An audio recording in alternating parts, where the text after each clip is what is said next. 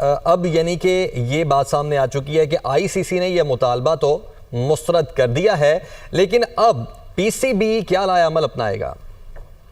دیکھیں، پی C B پہلے بھی اپنے موقف پہ قائم کھڑا ہے کہ پی سی بی نے کہا تھا آئی سی سی کے جو اینڈی پائیکرافٹ ہیں ان کو عہدے سے ہٹایا جائے، ان کو ایشیا کپ سے ہٹایا جائے، جس کی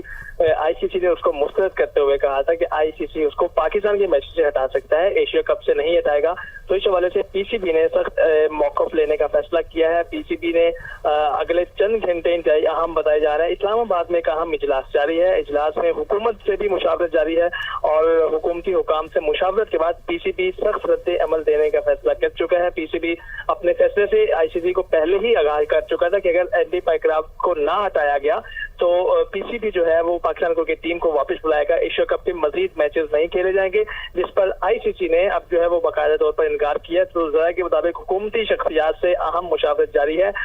دیگر جو حکومتی اور اعلیٰ شخصیات ہیں ان کی مشاورت سے ہی پاکستان کرکٹ بورڈ اگلے قدم کا فیصلہ کرے گا، اگلا قدم اٹھائے گا، اور اسی حوالے سے پاکستان کرکٹ بورڈ اپنے چونکہ موقف پر قائم ہے اور سخت رد عمل دینے کا فیصلہ پہلے سے کیا ہوا ہے، تو موسٹ پروبیبلی اگر آئی سی سی جو انکار کر چکا ہے تو پاکستان کرکٹ ٹیم کو واپس بلایا جا سکتا ہے۔